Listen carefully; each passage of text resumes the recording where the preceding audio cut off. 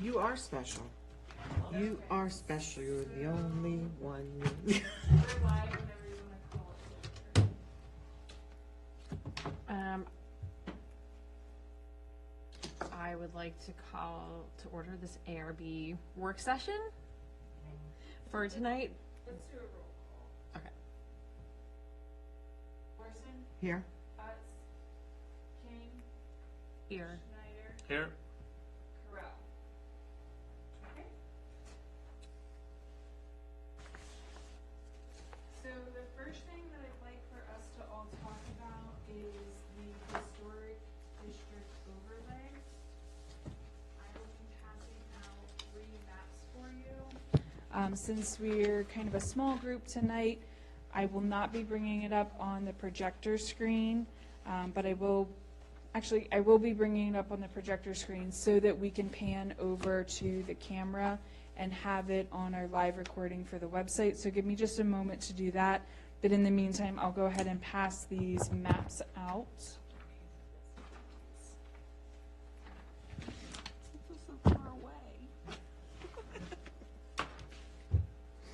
a kid with a music line, just something in a cage. Despite all my rage, I'm still just a rat in a cage. No, that's going to be stuck in my head. Thank you. There's actually 2 more. Oh, and thank you.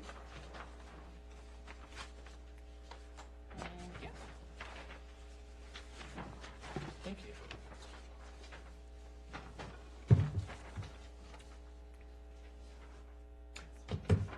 Thank you. 1, 2, 3.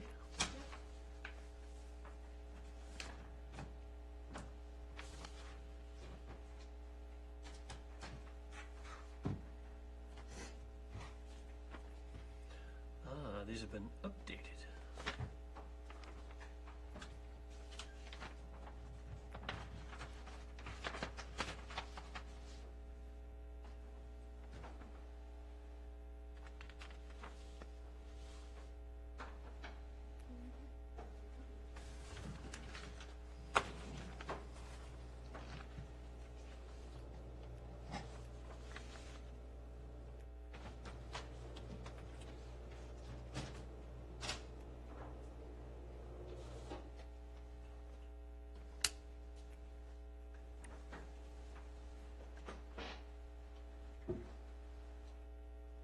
Let me see.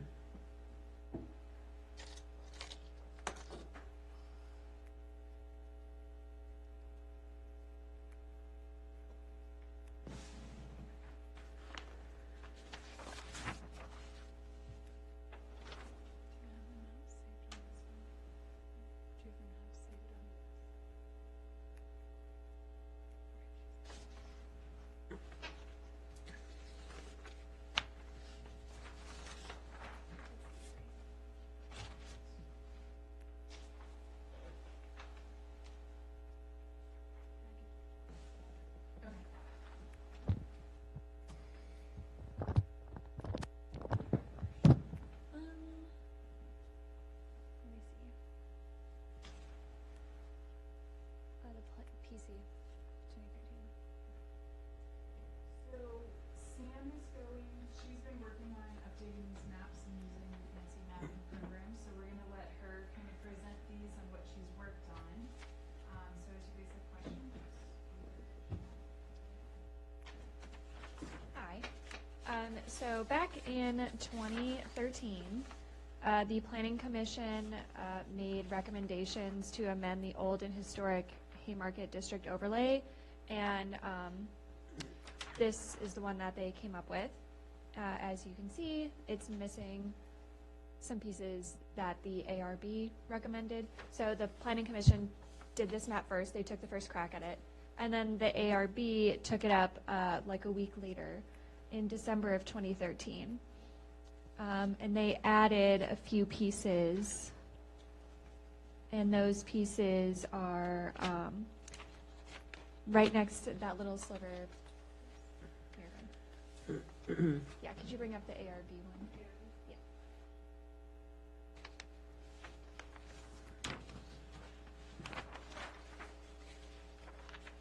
There are some slight differences, most notably the property at 15150 Washington Street. The ARB included all of that parcel. The Planning Commission only included part of that parcel. And also the property at 6606, right up against 15. The Planning Commission omitted that. The ARB included that. And also the shops at Haymarket was not included in the Planning Commission map. The ARB included that in the Planning Commission map. And then Council in 2014 adopted the ARB recommendations. And then the council map that you have in front of you, which is the orange one, includes some amendments that Emily has suggested, such as removing the back half of the piece of property at 15150 Washington, because that's going to be developed soon. And also removing the parcel of land at 6905 Washington Street. Or I'm sorry, 14800 Washington Street.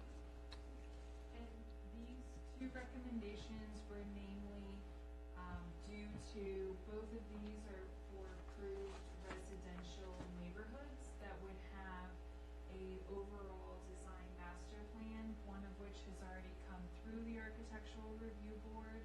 That's the one that's located more in the central area of town. Actually, I'm sorry, both have already come through the architectural review board. The one in the more northwestern corner, it's going to be, yes. Arvana White will now point. We're going to have Crossroads Village that was previously approved with the design master plan through the architectural review board. Then the other one in the central location, that is going to be Robinson Village, which was very recently approved with a design master plan. So one of the intentions with these maps was to take out the neighborhoods that already had HOAs and allow the HOAs to govern and work through the different architectural requests. Marchant, you do have some institutional knowledge on this, so if you would like to share or impart any more information on the backstory and the discussion, please feel free. Sure. I want to say at the time, the staffing was minimal, and this was seen as a way to reduce the administrative review or the additional work that the planner was having to go through. And again, with the oversight of the HOA already, it was really a way to, and it also made sense to go ahead and reduce the district. There's competing stories about why the whole town is in the district. One was that Disney was coming. The other one was just simply that when we were established at the time, the state allowed us to do it. The state now, if we were trying to get the entire town in the district, we couldn't do it. It has to have a certain amount of contributing resources and other structures. And so it fell back to just the corridors, our gateways, Washington Street and Jefferson Street.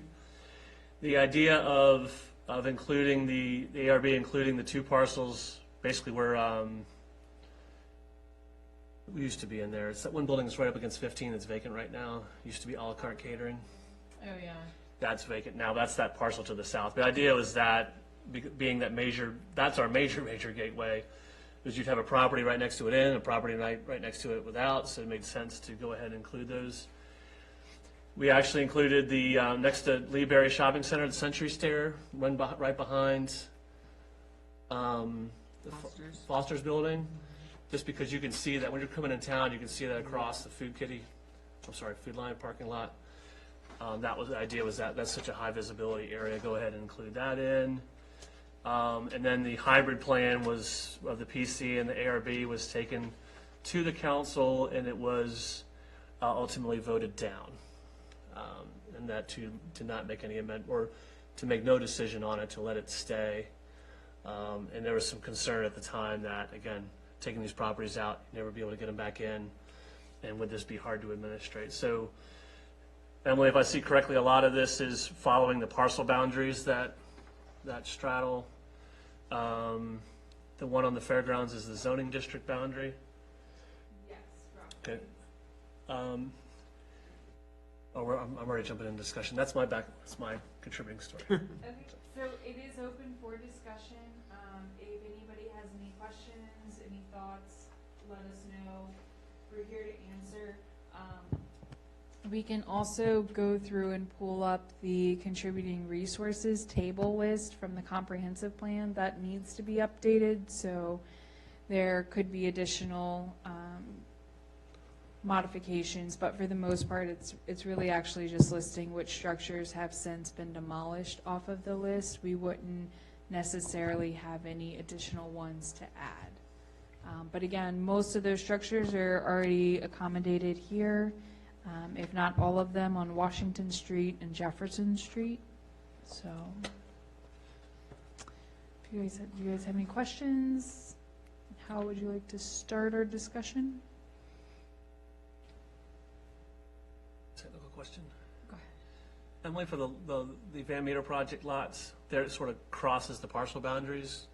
Would it make sense to include just the parcel boundaries on those? Yes, so what we would do is we would probably clean it up to include the entirety of Carter School and probably back it down to include possibly leave out that stick of 4, possibly put in the stick of 4. I think that's a discussion point. Bring this entirety in, bring this back, and then we're keeping this one in just because you can one deep or? Correct. And so another item to discuss, so we did put 6700 Hunting Path. Can you point to that one for me? Right across the street, up, that one. We did put that parcel in. It is a commercial parcel that sits further back. Again, it has been through the ARB for a current approval, but we did go in and put some of these business zoned parcels in to help protect the residential view shed from these other neighborhoods. Or transition into Long Street? Correct. One of them that I see is not on here that we might discuss putting on is the A Dog Stay Out facility. It is already built. It sits behind Giuseppe's there. But again, it is on a residential corridor, and we may discuss making sure that those business zoned parcels are incorporated as to protect the view shed. Further down, so everyone's aware, right there at Haymarket Station, we did include the first 3 or 4 parcels that do sit right on Washington Street.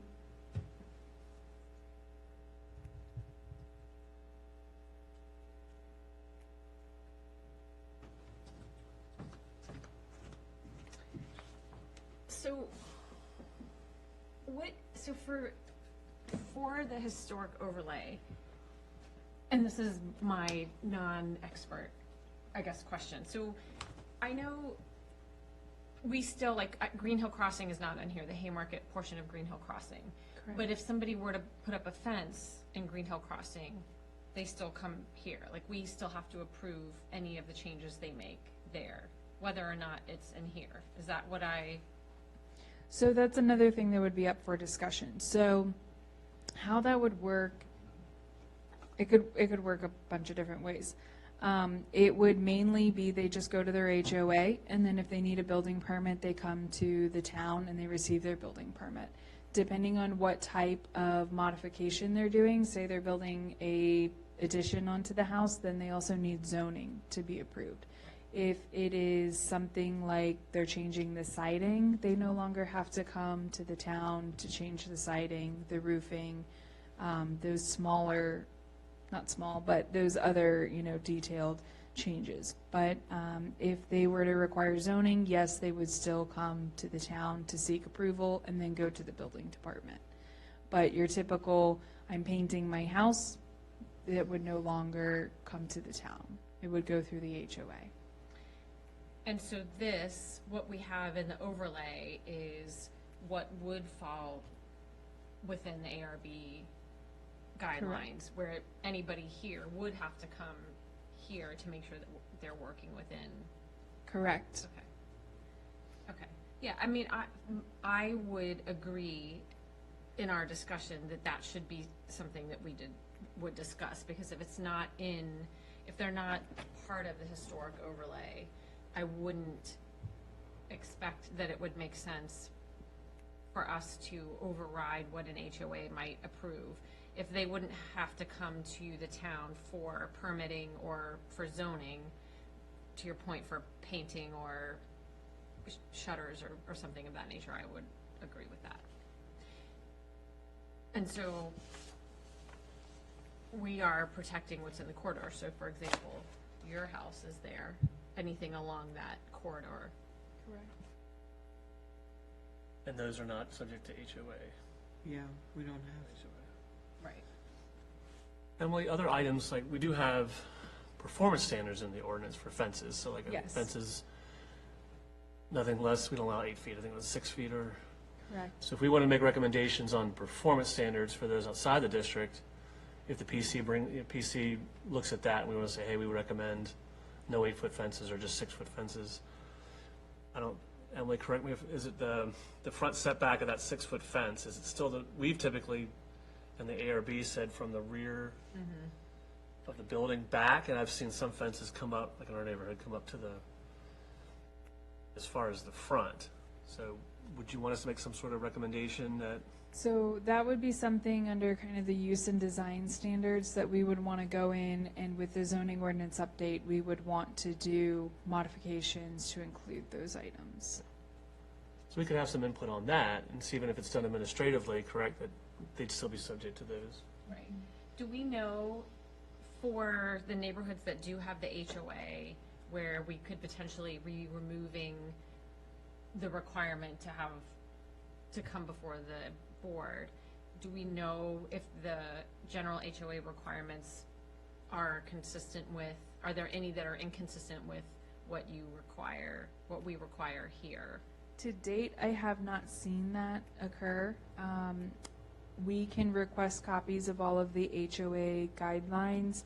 I know Green Hill most recently updated theirs, and I worked closely with Mr. Lake in order to give him our guidelines, and they made sure that they matched up with what we had in place. So we can request that information. I was just curious. Okay. Any other I- questions? Typically, I guess your point is, I always assumed the HOAs were more stringent than Right. Heritage Review Boards. Right, So- as long as they're not allowing the 8-foot fence or Gotcha. some crazy setback, then I would say if we don't see something inconsistent, we would be it would make sense to not require if they meet the HOA requirements. And like Marshawn said, if we have our use and design standards that say fences can be no taller than 6 feet, then they will still have to follow our zoning ordinance as well. Okay. If there's no other questions on the map, what we'll do is we will kind of tweak a couple. We'll look at adding and making sure that, let me jump back 1 second. The business properties over behind the Foster's building, Piedmont Tire and Auto, the Bloom building, and the Food Lion, is there any interest in adding, namely the one, go back to that one right there. Is there any interest in adding that one into the mix? That is the first building of the ice rink. The way the topography is, it is actually rather, you really don't see much of it as you drive in. This one and then Correct? Food Lion's already in, right? Yes, Food Lion's already in. I was looking at the PC map as you were pointing to the council map. So Century Stair is also in there. The Iceplex is the one that was left out. Is there any interest? Right, is the Iceplex the 1518? The Iceplex is, 5151? correct.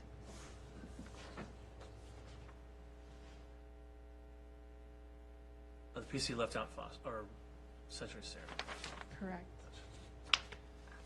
My opinion is no, because to your point, it's really not visible at all. I mean, you have to drive back in there to see it. It's not visible at all. It's not even visible when you drive down the first part of that road. That does bring up a question, Emily. The Iceplex is subject to an architectural design. If we pull them out, they have to abandon. So they haven't done their phase 2 yet, I guess. They've just done. They got approved. So they built the second rink and then that waiting area on the east side. The second phase was supposed to enclose the overhang. You know, when you go back there today, there's that overhang. They were supposed to enclose that, and I think build it up as well. So I guess the concern would be if we let it out, then they wouldn't have to finish their. What are your thoughts on that one? Let me talk to our attorney and see how that would play out. But if we're saying you're not going to see it anyway, does it really? Right. Doesn't matter. And then, you know, in the same regard, the business parcel 6680 Fayette Street, where Dogs Day Out's located, it is one parcel back. And so while you do have to drive back there to get to residential neighborhoods, is that one that we're interested in putting back in? Or is that kind of the same logic that you don't see it until you actually drive onto Fayette Street? I'd prefer your. Sorry. Go ahead. Your recommendation made sense, which was it's transitioning to a neighborhood. Okay. And so we would want to have some input on that. And they've also made a substantial investment in there as well, so I think they Yes. would want that kept. I would agree. The difference between that property and then the ice rink is that there's not really, that's not a through street where the ice rink is located. So it's not a transitional area. Like, you don't drive back there and you're not going anywhere else except out. But down Fayette, there will be a ingress and egress out of there so the things would be visible there. And it's still pretty close to the corridor. Let me play devil's advocate on one item. If you were to be standing at St. Paul's, which is one of the historic sites, having the church there and the old burial grounds, if you were standing over there and you're taking in the views, you're reading the Civil War plaques, you're learning the history, and you look through the trees, to what degree do we want to protect that view shed, if at all? And again, I agree, it's not necessarily on a public road. There's a small private road that provides access back there to the Iceplex. There is a good amount of screening, but you know, we can't guarantee forever that screening would stay. So is there any interest in that regard to put it in there or not? The Iceplex and Durham building, or just the Iceplex? At that point, it would be both. But again, there is some screening. I'm just trying to think of if you're at what we're going to call our historic sites and properties, and you're, you know, partaking in the history of it, is that something we need to be sensitive to? There is that parcel that sits behind. It's owned by the church, but the church could probably sell that. Correct. Right, is that, right. And is that back behind, where's let me get my, Bearings. I'm not good If geographically. you look I'm up just gonna there, say that. right, I'm over here. do you see this one? I'm kind of like hovering the cursor. I'd get lost even if I had this map. You're so- right, my left. That's Got the church. The church, parking lot, you got the rectory, carried to full term, Winterham. So this, I agree, if you're standing in the parking lot when the trees are down in the wintertime, this is the Iceplex and this is Durham's building. I see what we're saying. So if you're standing here, yeah, you can see right through the tree line. One of the options that we can do is for our next meeting, I can have Sam go out and take some photos from different viewpoints. So standing on Washington Street, taking some photos, you know, here's what we're actually looking at, here's what we're able to see. Again, it is summer, things are in full foliage right now. I will look, I think I have some photos from Fayette Street over towards the Iceplex, but just something to keep in mind. We can kind of give that some thought, you know, over the next month, couple weeks, you guys can drive through town and give that some thought on what we want our recommendation to be. Okay. Yeah, because I agree. I mean, we need to be, I guess, consistent if we're going to apply one rule or view to one property. We should either apply it to all or apply it to none. One of the things I had talked to Emily about was the likelihood that we get spite strips. If the rule is you're one parcel off Washington Street and someone subdivides it and creates a spite strip, but I don't think we would, we have minimum lot sizes in town, so I don't know that, but that's probably something we want to be sensitive to. Like the fairgrounds, if the fairgrounds wanted to come in and, you know, rezone or subdivide a lot in front and then change it, but that's where I think the wider breadth is smart. Covers the, so it sounds like the rule of thumb is the corridors, commercial lots, transitioning lots, commercial lots, and then view shed from our major historic resources, which Fayette has the biggest collection Correct. of contributing. That whole string on the west side is basically all contributing resources, from Winterham all the way down to just before Jefferson.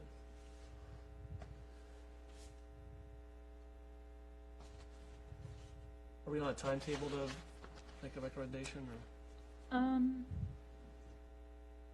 Not necessarily. I think we definitely have time to come back to this next month and discuss, look at some photos. If necessary, we can do more of a walking work session too. That's always an option. We just, if it's nice weather, get out there and go walk it. Probably mainly over to Fayette Street and look down the view sheds there. So we definitely have time, but maybe by August we could have our recommendation, and I need to check in on who needs to hold the public hearings, if any are required for this modification. Does that sound good? Yeah. Thanks for taking it on again. Any last comments on this part? No. Nope. Okay. Next item, we will close this out.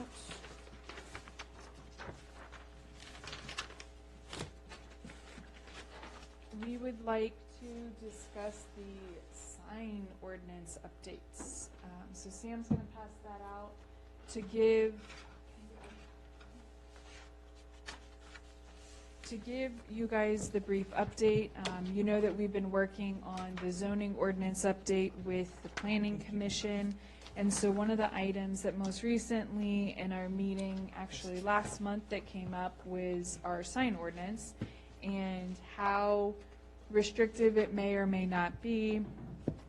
A lot of this pertains to the fact that the town was in its entirety in a historic overlay district. So again, I'm going to have Sam kind of just real quick run through what her recommendations were. She's been doing a lot of this work herself, so I'm going to turn it over to her.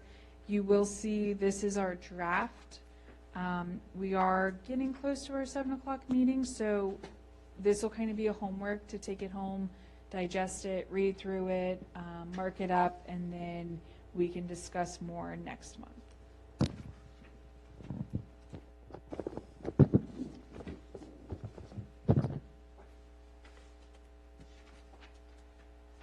So one of the biggest changes that you'll notice in the sign ordinance is that we moved the sign definitions, all types of sign definitions, into the actual sign article. So they're not living in the main definition section. They're here with us where they belong. We took out, so it should be a new section when all is said and done and approved. We took out the awning sign and the canopy sign, mostly because not many of them have been approved, or they just weren't, you know, conducive to the town's historic aesthetics. Your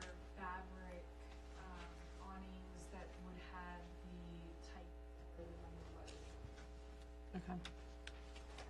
In addition, we also took out marquee signs for sort of the same reasons. Also, the definition of marquee sign was the canopy sign, so that kind of just was a circle. One of the other big changes comes into play. I did edit the temporary sign definition, and we added, I think I just cleaned up some of the prohibited signs, separating specifically in section 58, 15.5 on page 92. F and G at the bottom were combined. I separated them to make them a little more obvious. The definition before this was a little tedious and unclear. Back to, you said page 92. 92. There's a. Under prohibited signs, letters F and G were previously combined. Oh, I separated them, okay. Yeah, Track I it. just Thank you. separated them to clean it up. You're welcome.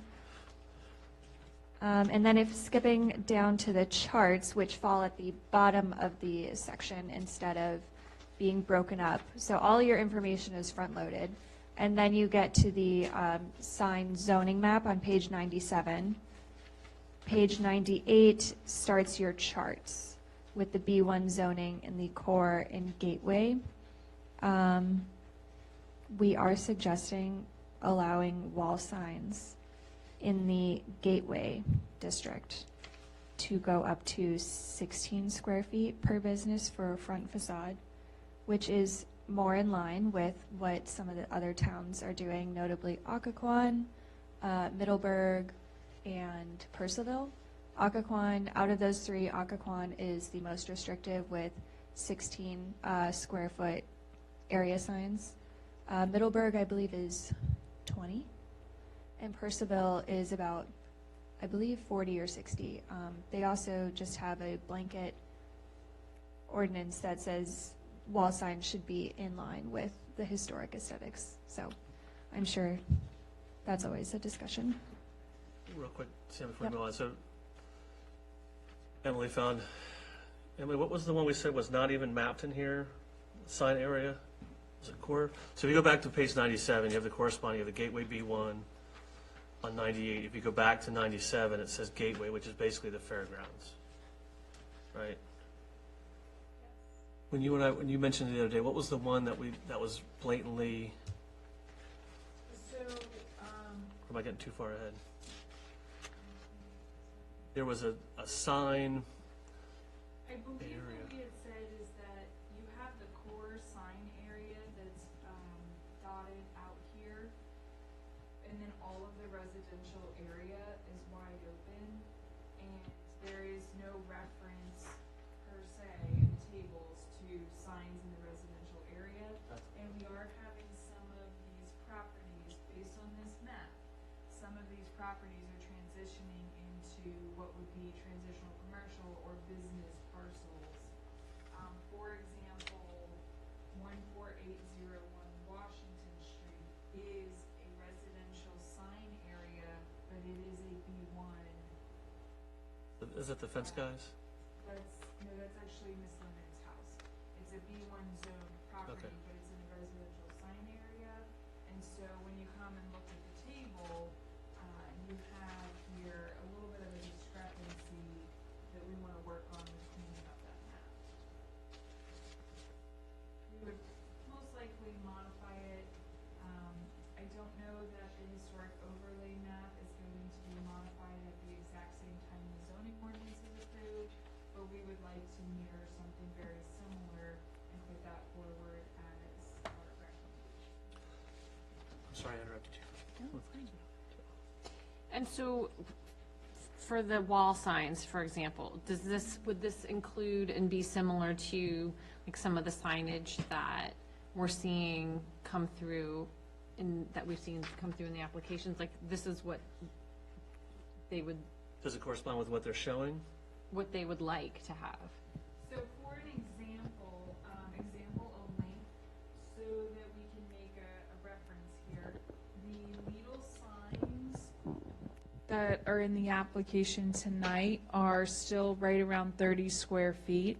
And what was previously allowed in the B2 zoning district is, and this is on page 100, is 9 square feet, and you'll see that we crossed it out and we bumped it up to 16 square feet. We can continue to discuss and talk, but that would be a 4x4 sign, roughly. They could, do it different dimensions and not have a square, but that would be the approximate size. We can talk about, should it be 20 square feet, should it be 25? What they originally proposed in the application that we saw last week was an 8x8 for a total of 64 square feet.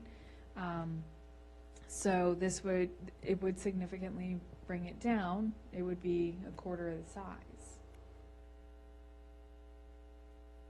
And again, if their drawings that they're presenting tonight, again, example only, if they are to scale, you would get a relatively good example of what a 30 square foot sign would look like on their building, and what we're proposing here is approximately half.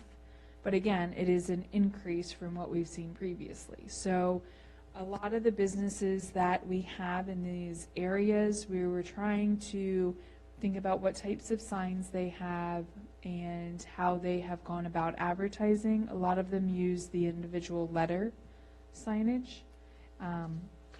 This allows them up to 18 square feet of the total area. And the letters themselves would still be 1.5 feet letter height, or if you're set back 100 feet or more, you can have a 2-foot height, maximum of 20 square feet area. Something else we could look at proposing is a similar, kind of a similar to an individual letter, and say if you're set back a certain number of feet from the right-of-way, you can go up to X amount. This would probably be something that could be beneficial for multi-tenant buildings, some of the deeper properties. Crossroads Village property is a very deep property, but as are some of the other ones right across the street. The old Food Lion building, the building itself sits back pretty far.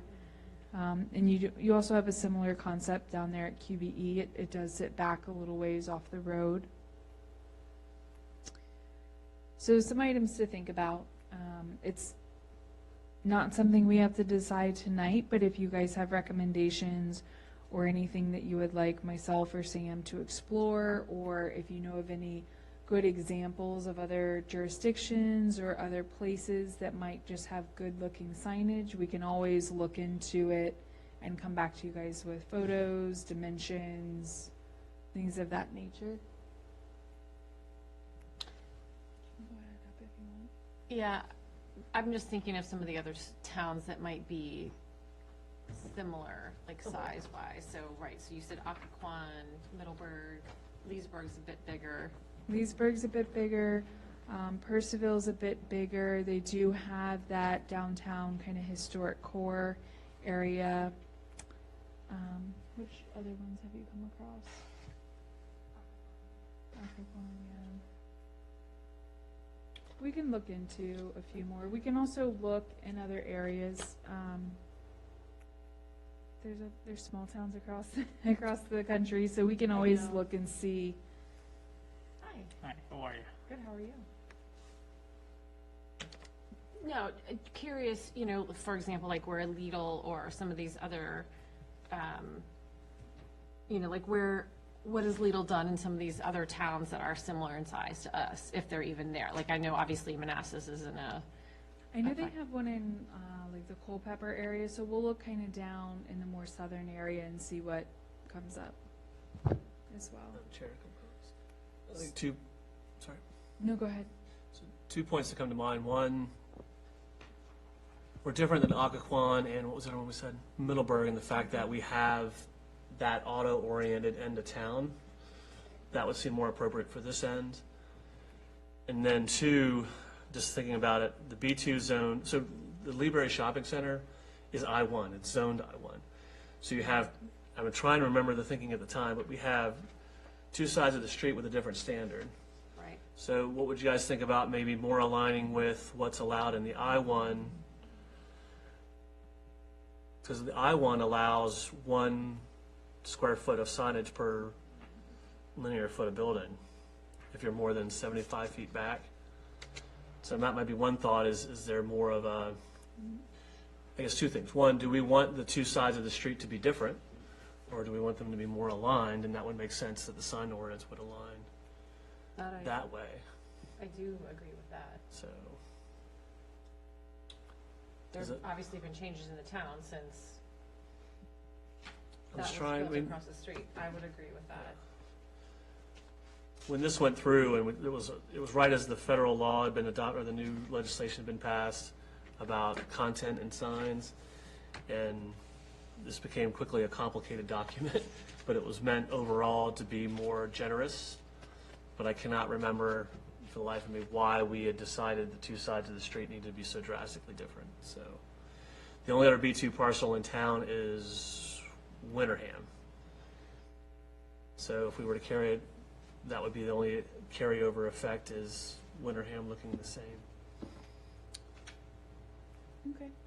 Since we're getting so close to our 7 o'clock regular meeting, let's go ahead. We'll end the discussion tonight. Sam and I have some items to work on, so we'll work on that. But please take this home and kind of read through the draft for us. Send us an email, give us a call, swing by, let us know any comments that you may have so that we can go ahead and be working on this. Again, this is something that is part of the zoning ordinance update that we are going to also be discussing with the Planning Commission as well. And once we have a good draft, we will be putting it forward for a public hearing with the Planning Commission. And then they will make their recommendation for council, and we'll still be working through it with council and another public hearing. So we're a little ways out from any approvals, but definitely give us your feedback. So we can go ahead and adjourn the work session, and then we'll take just a couple minutes, and we'll start as close to 7 for our regular meeting. Sound good? Adjournment. Yeah, do I have a motion to adjourn? Second? Okay, all in favor? Aye. Thanks. Up, stranger. How you been? No, Did you get vaccinated? I've never